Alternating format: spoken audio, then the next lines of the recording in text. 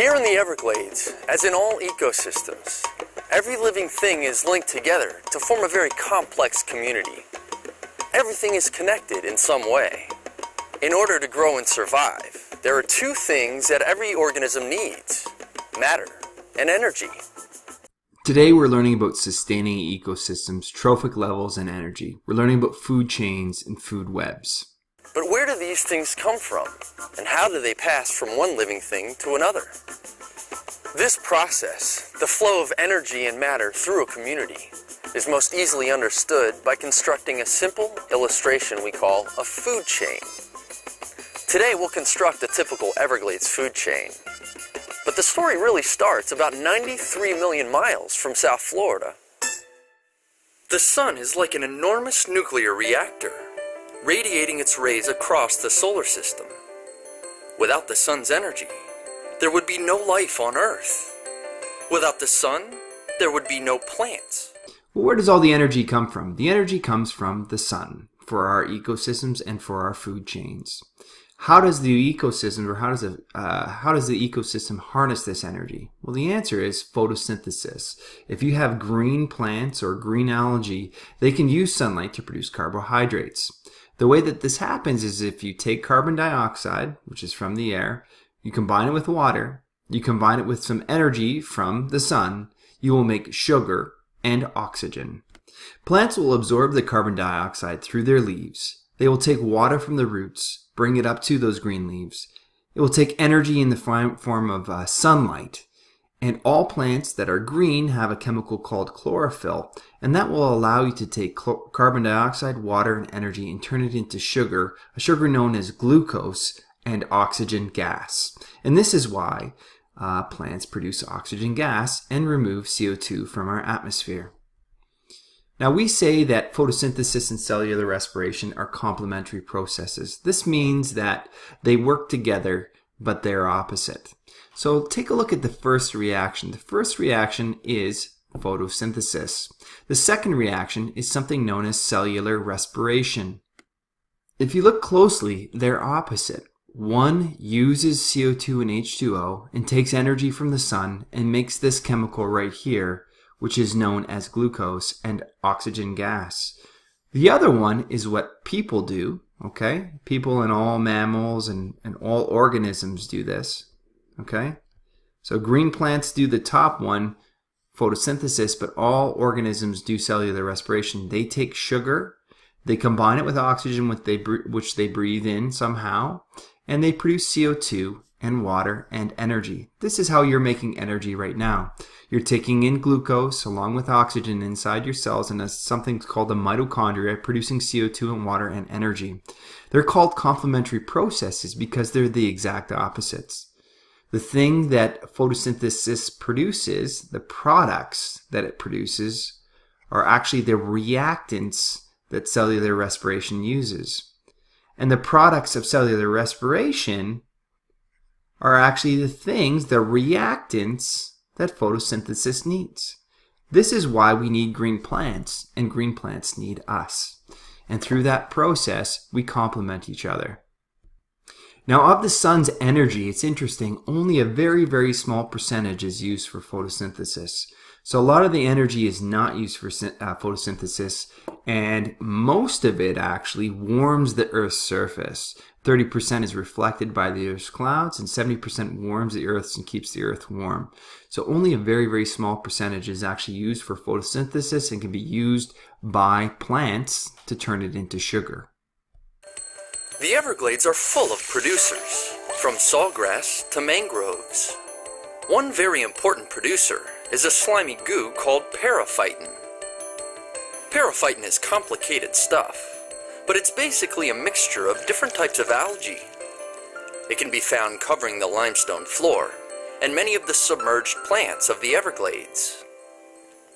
The second link of our food chain is occupied by what we call a primary consumer. This is an herbivore, or a plant eater. For our chain, we'll use the mosquito larva.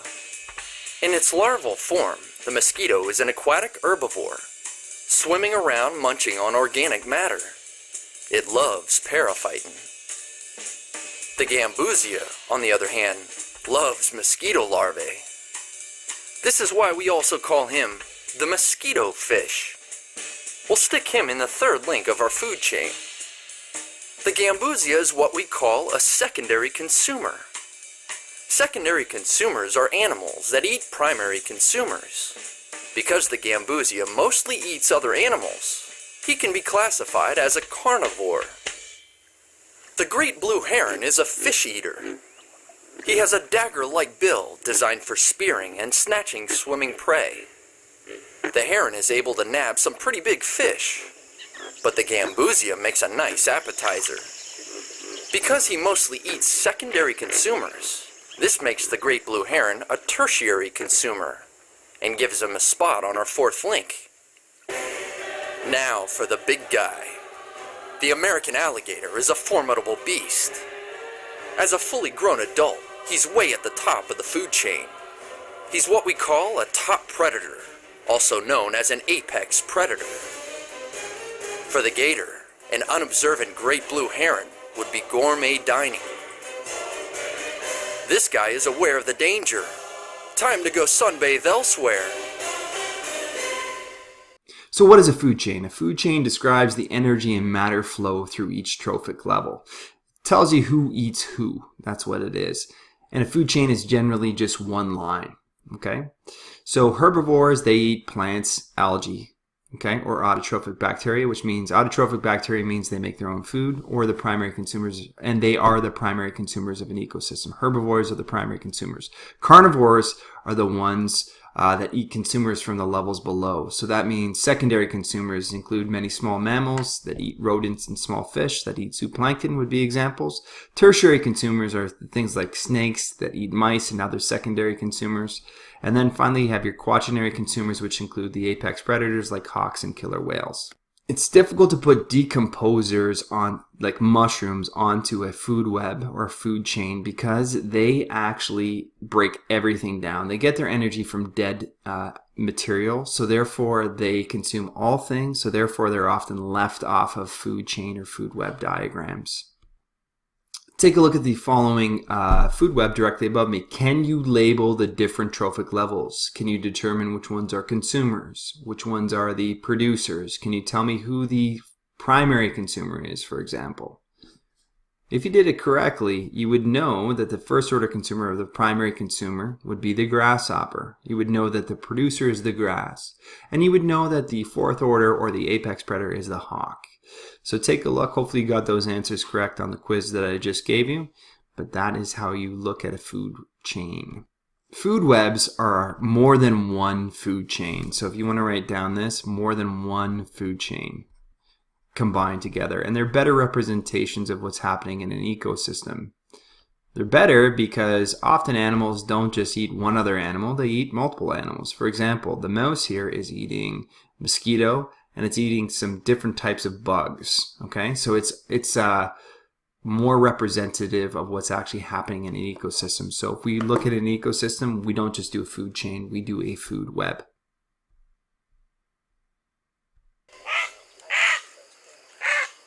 When we construct a food chain, we notice that there are usually no more than about 4 or 5 links from producer to top predator.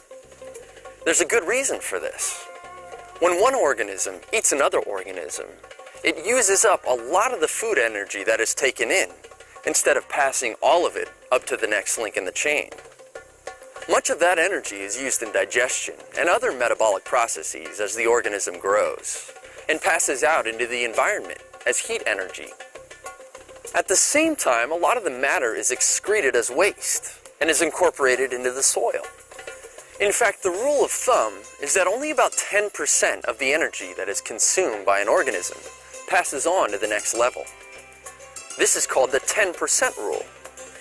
So basically, there can't be too many links in the chain, or the predators at the top of the food chain won't be able to get enough food energy to grow and survive. To summarize what you've just heard, only 10% of the energy makes it from one trophic level to the next. There's a lot of energy from the sun, but only 10% is available to the bananas.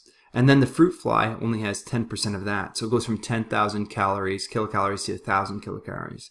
The next trophic level only has 10%, and finally the last one has 10%. So as you move up the energy pyramid, there's less energy, and this limits the size of a food chain to about 5 links before you run out of energy. Furthermore, as you go up this energy pyramid, that means that there's less organisms as you go up trophic levels. There's always going to be more producers and primary consumers than there are secondary consumers and tertiary consumers. There's very, very few apex predators because there's little bit of energy available to them. So this also describes why there's so few predators compared to prey and compared to producers. So why does the energy decrease as it travels through the food chain? Well, first of all, not everything is eaten. Not all herbivores will eat the whole plant. Second of all, not all things are digested. For example, if you are a carnivore, you can't digest bones, feather, and fur. You can't get the energy from that. It just goes right through you. And lastly, not all the energy which enters the trophic level is stored. Some of it is used by the organism. So you can't just pass it on to somebody who's going to eat you because you've used some of the energy in the meantime. So thermodynamics says this, is that energy flowing through an ecosystem must obey the law of thermodynamics, which is this: energy cannot be created or destroyed, it only can change forms. This means with every transformation, every time it moves up a trophic level, energy is lost. It's either converted into an unusable form, like heat, for example. Where does this energy go? Well, plants use some of this energy to stay alive and grow. Some animals use this for movement, circulation, maintaining body temperature, and keeping organs functioning properly. So the last question that we have here quickly is, guys, I want you to find 2 animals that are both primary and secondary consumers in this thing directly above me. Okay, so 2 animals that are both primary and secondary consumers, and you don't have to construct a food chain. We'll do that in class. That's it for today's video. Thank you very much. Bye.